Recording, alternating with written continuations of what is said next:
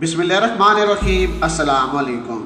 शुमाली वज़ीरिस्तान में दहशतगर्दों के खिलाफ कार्रवाई, 2 जवान शहीद। मौरिस अमीन खैबर पख्तूनख्वा के कबायली ज़िला शुमाली वज़ीरिस्तान में सिक्योरिटी फोर्सेस की जानब से दहशतगर्दों के खिलाफ की गई कार्रवाई के दौरान पाक फौज के 2 जवान शहीद हो गए, जबकि 9 दहशतगर्द भी हलाक हो गए हैं।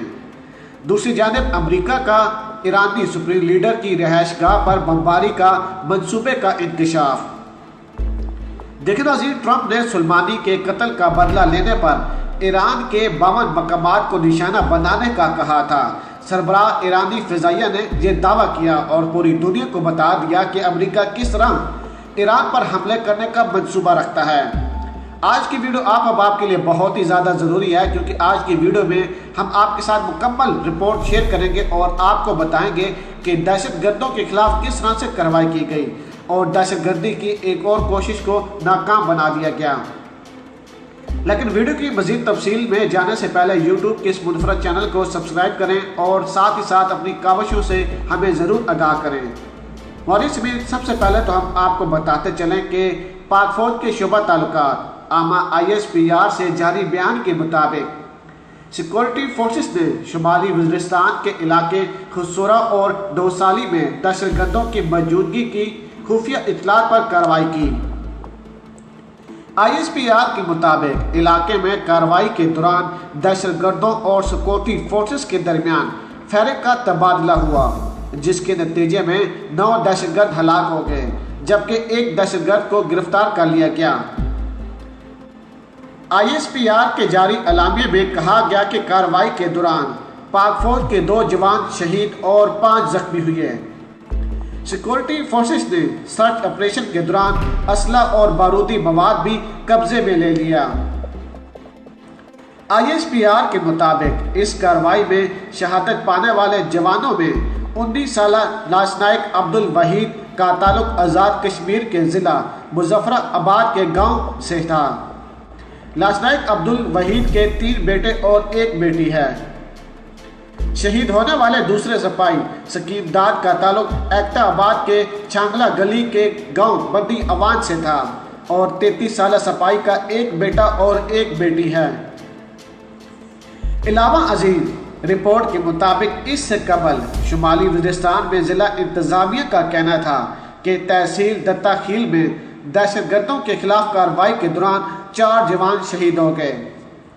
उनका कहना था कि सिक्योरिटी फोर्सेस ने 7 दहशतगर्दों को भी हलाक किया। इंतजामिया के मुताबिक सिक्योरिटी एहलकार दत्ताखील के इलाके तैयानी में गश्त कर रहे थे कि अचानक दहशतगर्दों की फायरिंग की जद में आ गए और इसी दौरान मुकाबले में 7 दहशतगर्द भी मारे गए। उन्होंने कहा कि शहीद एहलकारों की मय्यतों को डोसाली के इलाके में कायम अस्पताल मुंतकिल कर दिया गया है। सिक्योरिटी फोर्सेस ने वाक़े के बाद इलाके को घेरे में लेकर हमला आवरों का सुराग लगाने के लिए कार्रवाई शुरू कर दी। ख्याल है कि शुमाली वज़ीरिस्तान में 10 अप्रैल को तहसील मीर अली के करीब फायरिंग के तबादले में 9 सिक्योरिटी एहलकार शहीद, जबकि 7 अक्सरी पसंद हलाक हो गए थे। पुलिस का कहना था कि जिक्रखील के इलाके में सिक्योरिटी फोर्सेस और 1 दहशतगर्द गिरोह के दरमियान फायरिंग का तबादला हुआ। एक ओहदेदार ने बताया था कि 3 से 4 अक्सरी पसंद जख्मी भी हुए। साथ ही उनका कहना था कि फायरिंग उस वक्त शुरू हुई जब सिक्योरिटी फोर्सेस इलाके में पेट्रोलिंग कर रही थी। फायरिंग के नतीजे में शहीद होने वाले एहलकारों की शिनाख्त सिपाही मोहम्मद शाह और नाइक साजिद के नाम से हुई थी। इससे कबल 8 अप्रैल को भी सिक्योरिटी फोर्सेस ने खैबर पख्तूनख्वा के कबायली अजला शुमाली वज़ीरिस्तान और मेमन में कार्रवाई करके 7 दहशतगर्दों को हलाक कर दिया था। खैबर पख्तूनख्वा के इलाके शुमाली वज़ीरिस्तान में 18 मार्च को दहशतगर्दों के खिलाफ कार्रवाई के दौरान फायरिंग के तबादले में पाक फौज के 1 अफसर समेत 4 जवान शहीद हो गए, जबकि 7 दहशतगर्दों को भी मार दिया गया था। 9 मार्च को खैबर पख्तूनख्वा के इलाके डेरा इस्माइल खान DI खान में सिक्योरिटी फोर्सेस ने दहशतगर्दी की बड़ी कार्रवाई नाकाम बनाते हुए ऑपरेशन के दौरान 2 दहशतगर्दों को हलाक कर दिया, जबकि फायरिंग के तबादले में पाक फौज के कर्नल महबूबुर रहमान शहीद हो गए थे। कबल अज़ां 30 जनवरी 2020 को कबाली ज़िला शुमाली वज़ीरिस्तान में पाक फौज की कार्रवाई में 5 दहशतगर्द हलाक हो गए थे, जबकि फायरिंग के तबादले में 2 जवानों ने जामे शहादत नोश किया था। मॉरिस में दूसरी तरफ ट्रंप ने सुलेमानी के कत्ल का बदला लेने पर ईरान के 52 मकामात को निशाना बनाने का कहा था। सरबराह ईरानी फ़िज़ाइया ने तमाम तफसीलात पूरी दुनिया को बता दी। यहाँ पर हम आपको यह भी बताते चलें कि ईरानी फ़िज़ाइया के सरबराह अमीर अली ज़ादा ने दावा किया है कि रवां साल जनवरी के अवल में पासदारान इनकलाब के कमांडर कासिम सुलेमानी की बगदाद में अमरीकी हमले में हलाकत के बाद अमरीकी सदर डोनाल्ड ट्रंप ने सुप्रीम लीडर अयातुल्लाह खामनी की रहायश गाह पर बमबारी का मंसूबा बनाया था।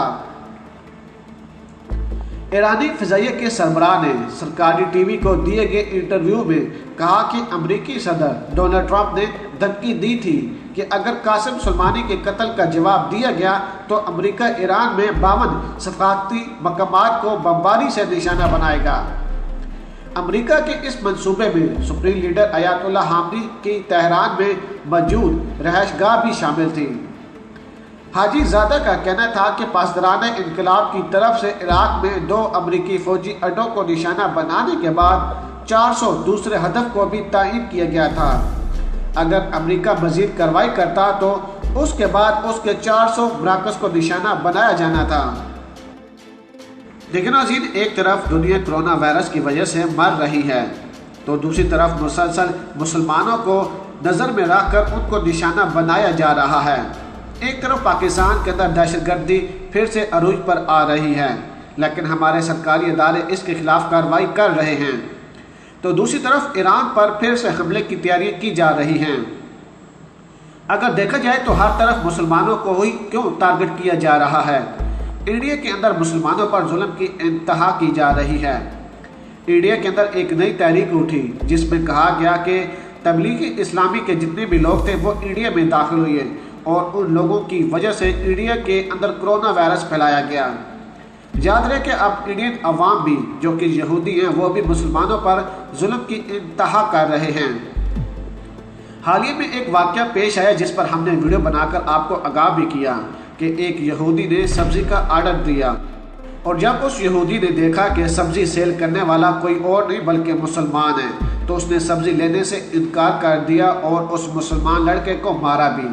यहाँ से आप अंदाज़ा लगा लें कि किस कदर से मुसलमानों के खिलाफ नफरत की जा रही है और यहाँ तक कि मुसलमानों को इंडिया के अंदर काम करने की भी इजाज़त नहीं है।